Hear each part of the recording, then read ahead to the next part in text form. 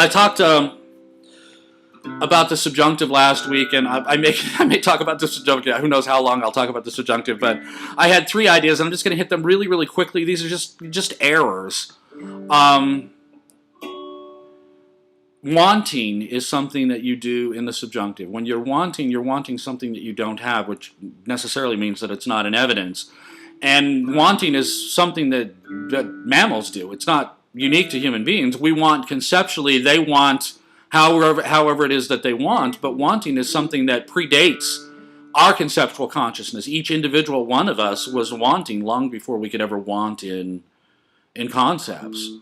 I like children who want. I like children who want a lot. And the children that people criticize as being willful or contrary, I like those kids the best because wanting is something that I really like. I really enjoy doing it. But wanting is something that you should be careful about because you can hurt yourself. You can damage your life in real time for no good reason. So I made an argument. I thought it was very useful.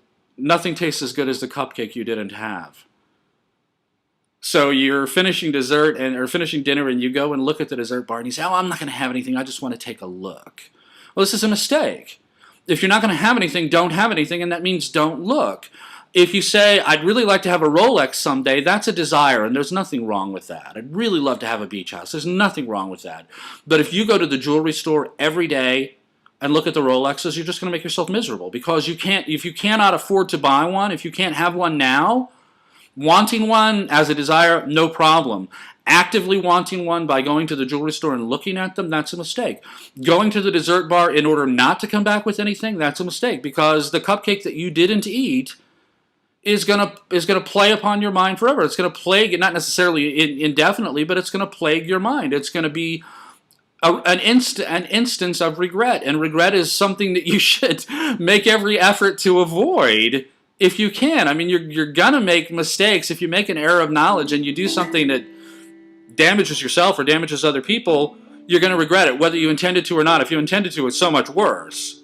If you knew in advance that it was wrong, it's gonna be so much worse. But even if you didn't, even if it really was an honest error, that regret is going to be with you. And if there's anything that you can do to avoid inducing regret in your mind, you should do it. Another big one, and I mentioned this last week, fear, dread. Dreading things that you have no reason to think are going to happen. I mean, if you know that there's a big storm coming, then yeah, pull in the awnings, take down the picnic table, do whatever you have to do to prepare for that storm. But if all you're doing is dreading things that could happen, but you don't have any reason to think they're going to happen, then you're just throwing away your time. You're wasting your time. And I am very aware of this in people because dread is one of the ways that people have of throwing away enormous amounts of time to no good end. There is no productive benefit to this whatever. Another very common fear, maybe the most common fear in most people's lives, is fear of disapproval from other people, fear of rejection, fear of scorn, fear of ridicule. And this is something that you were 4 or 5 years old when you developed this fear, if you have it. I don't have it at all, and I think you probably could tell that. I don't really care if other people don't like me. I don't care if they scorn me. I don't care if they laugh at me. I really sort of like it when they disagree with me because I learn a lot when people disagree with me. I don't so much learn a lot about what I think, but I learn a lot about what they think and how they think, how they arrive at their thoughts. And that really is my solution to all of this, is I'm just watching. I'm just paying attention to what's going on around me. And the more I can learn about error, and other people are gracious enough to make errors around me all the time, the more I can learn about error, the safer I am from error inside my own mind. I wrote an essay maybe 18 months ago, How You Came to Be Enslaved, and it's on SplendorQuest.com. I will post a link when I post this video. I will post a link to that essay, but that's what it's really all about, is about that fear of social rejection, that fear of social exclusion, and how that fear results in your voluntarily making severe mistakes in your life, particularly volunteering to surrender your own indomitable sovereignty. And frankly, there is no other way for people to have power over you except for you to surrender your sovereignty, because you are indomitable. There is no way for anyone outside of your mind to cause your behavior. You are the only cause of your propulsive behavior. And so if you say, well, I did that, but I was under duress. No, you weren't. I did that, but I was coerced. Well, if there wasn't a gun to your head, if there wasn't somebody shoving your wrists up between your shoulder blades, you weren't being coerced. You volunteered.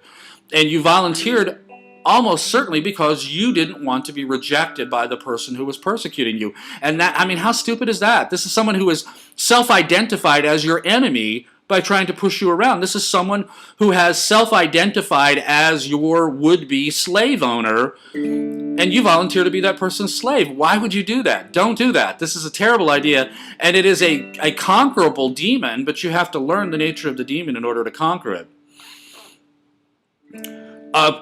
Fourth kind of subjunctive error that I can identify that I think is really common, a really common source of time wasting, is attempting to have efficacy in the past, attempting to fix the past.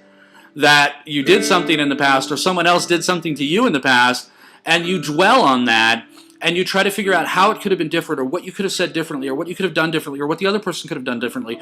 And none of this has any meaning. None of this can be changed. The past cannot be changed. If there's something in your past that you need to fix, you need to undo some error or try to undo some error that you did in the past. The only efficacy that you can have is in the present and in the future. And so yes, if you discover that something you did in the past caused an injury either to yourself or to someone else, and if that is correctable, then yeah, do what you can to correct it. Chances are you really can't correct it, and all you can really do is learn better.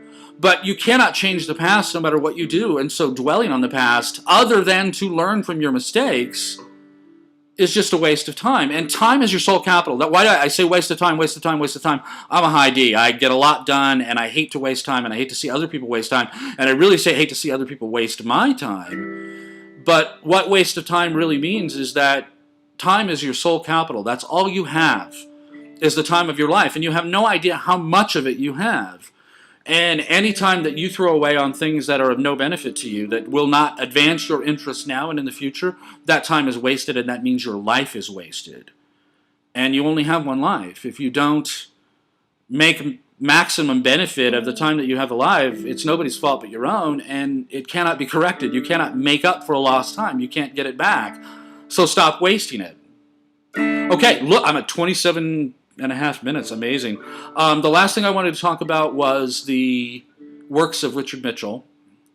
And if you don't know who Richard Mitchell is, you're in for a treat. Again, I'll put a link to the post that I put up about Mitchell. I'll put a link in the post that goes up with this video. But Nathan Stocker, who is a reader of selfadoration.com, took the books of Richard Mitchell and made them available in Kindle and iBooks format. And I have links up to those on selfadoration.com, so you can go get these books, and I highly recommend them. Mitchell was a brilliant, brilliant mind. He died in 2002, but he wrote just amazingly brilliant things about the state of education in America, and he wrote it beautifully. I mean, beautifully, masterfully, inspiringly, wonderful English. Reading him is a delight just by itself, and an education just by itself, but you'll learn a whole lot about the kind of epistemological errors that make education such a mess today. And I couldn't be happier to have these books available on selfadoration.com. And in fact, this is the only place where you can get them right now. Eventually they'll be available on a site run by Mark Alexander that's devoted to the works of Mitchell, but they're not there now. So go to selfadoration.com and get them. And I'm going to finish in 30 minutes. How amazing is that? My name is Greg Swan. I run a site called selfadoration.com. I wrote a book called Man Alive, a survival manual for the human mind. And if you read that book, it will change your life. It will help you think better. It will make you the master of your own destiny. It will show you lots of different ways that people have come up with to try to manipulate you. And I'll show you how to fend off those kind of intrusions. And I'll show you how to practice your natural inborn indomitability. And I'm evangelizing egoism. That's what I'm doing. I'm evangelizing egoism. I want you to be an egoist, because when most of us are egoists, then none of us will be dominated. There will be no slavery. There will be no tyranny. And the mind will be safe from the kind of criminals who want to shout it down. I want to thank you so much for your time. I hope you have a wonderful day today. Every day I want you to have a wonderful day. And thank you so much.